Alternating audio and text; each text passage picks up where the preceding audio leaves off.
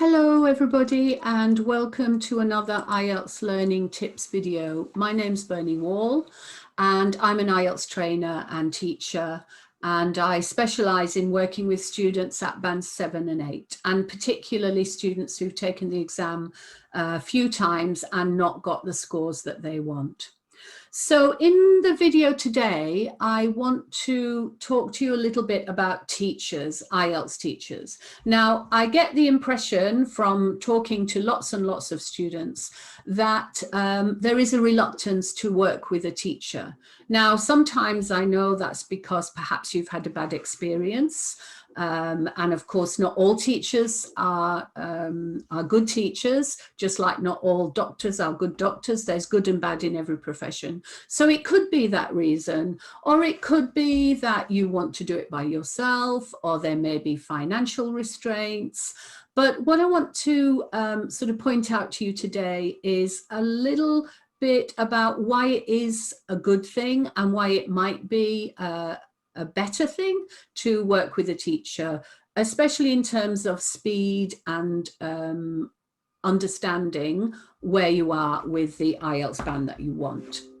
So I have been a IELTS teacher for over 20 years. I've been an English language teacher for much longer than that. And I've worked with many, many students over the years. And I can tell you that it's not necessarily a big cost to work with a teacher. It can often actually save you money. So I want to look at 5 reasons why it might be a good idea to consider working with a teacher. You probably noticed that recently the PowerPoint I'm using here has started including subtitles. To be honest, I haven't really looked at all the subtitles, but I must, because I think here and there they sometimes have misspellings and things, but it might be helpful to you even if there are 1 or 2 problems. But just to let you know, I have no control over these subtitles. They're just coming in automatically. So if there are any problems with them, please put a comment in the box and let me know. Okay, so 5 reasons why working with a teacher might be a good thing. The first one I've got here is they are experts. If you get a good teacher, they will be not only an expert in English language and in all the 4 skills that you need, so they can really help you to develop listening, reading, writing, and speaking skills. But they're also experts in the exam, and they know a lot about the exam and how you should approach it and the different techniques that you need to get a good score. So those are some really important reasons for working with a teacher, because you can get this information and these techniques far quicker if you work with somebody who is an expert than trying to figure it out by yourself. Okay, so the first reason is that band 7 and 8 is really not easy to achieve. And here are the reasons why. Now, these statistics are the most recent ones from IELTS, and I think they were collected in 2018. But they haven't changed an awful lot over the years. There have been some slight changes. But this will give you an idea of the landscape of IELTS. So this is the number of people who take it in a year. It's phenomenal. A huge number of people take this exam every year. The average test score is 6. Now that's gone up a little. It used to be 5.5, but it's now gone up to 6. And female students, I think, get slightly higher, 6.2 or something, and male students slightly lower. So if you're a female student, then your chances of getting a higher score is slightly improved. But most universities will ask for 6.5 or 7. So that means a lot of people who want to go to university overseas are going to miss this score.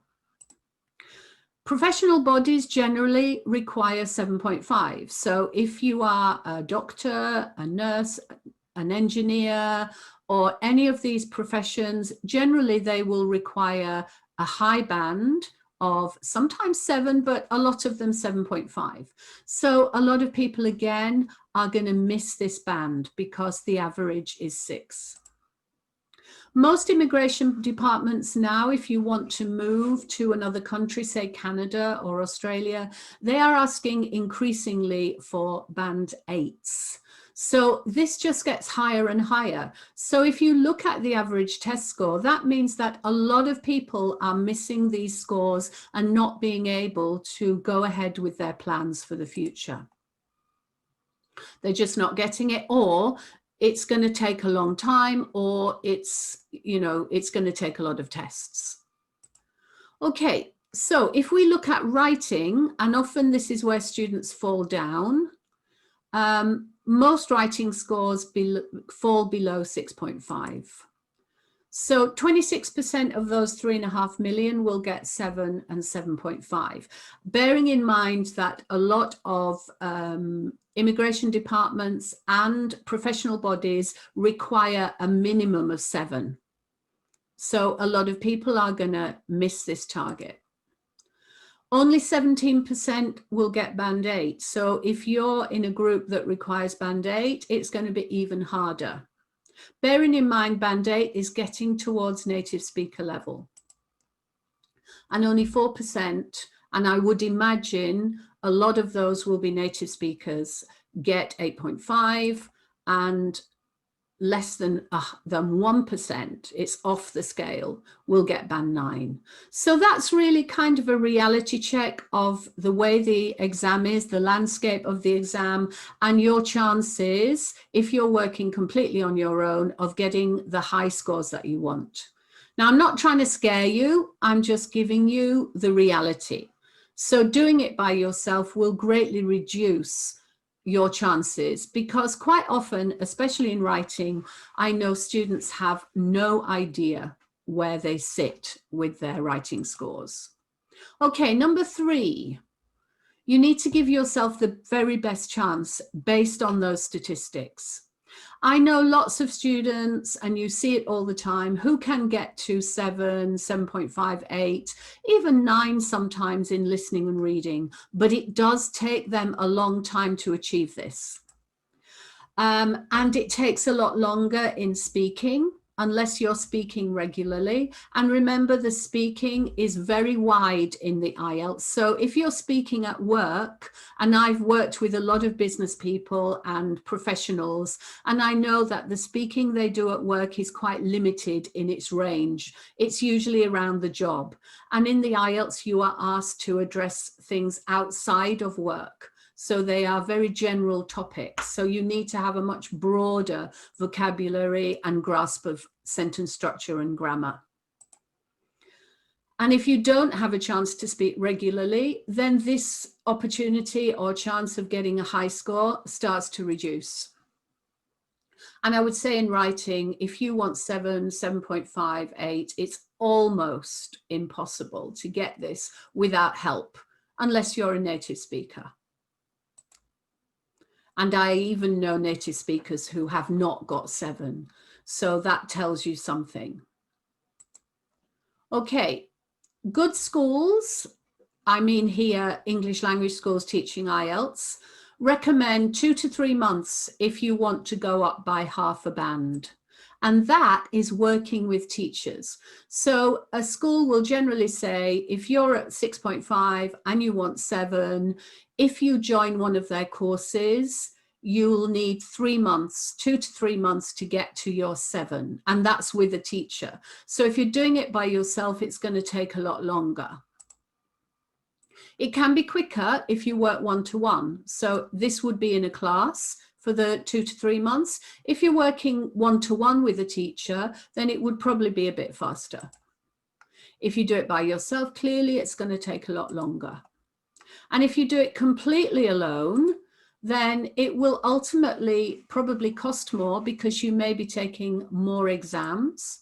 It will take definitely a lot longer, and there's a cost to that too, because you're putting on hold your future career or your future life or your future study, and that will ultimately have a cost. And it will delay your plans massively. And it could also cause you to lose some confidence. I've seen this happen many times where students have taken lots and lots of exams and they haven't got what they wanted. And I know lots of IELTS students that simply just give up, and that's a pity. Okay, and the last reason is that if you have this support from a teacher, it can help you improve the speed of getting the exam. So if you work with a teacher, you may only take the exam once, possibly twice, whereas on your own, you might be looking at 3, 4, 5 times. I know people who've taken it 10 times, 20 times, even 30 times. And that, you can imagine, is not only very costly, but it also takes a long, long time to do all those exams.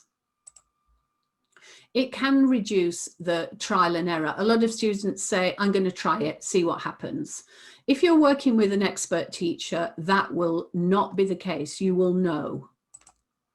And it can improve your confidence as you start to see your scores improve. It will give you more certainty in the exam. And in the long run, it will save you a lot of money. So imagine that student that took the test 30 times. That would have cost her over $7,000. Working with a teacher is not going to be anything like that. And it makes a lot of sense. So I hope that sort of puts in front of you some reasons why it might be advisable to think about getting a teacher to help you with your IELTS, even if it's only with part of it. But don't dismiss it, because it can save you both time and money and heartache in the end. Okay, so that's all I had to say about that. I'm going to talk a little bit more about your practice and different ways of practicing and getting support over the next couple of videos. So if you want to find out a little bit more about what happens when you work with a teacher, either in a classroom or on a one-to-one, then just look out for those videos, and I'm going to explain that to you. Okay, so thank you for watching, and I'll see you on the next video. Bye.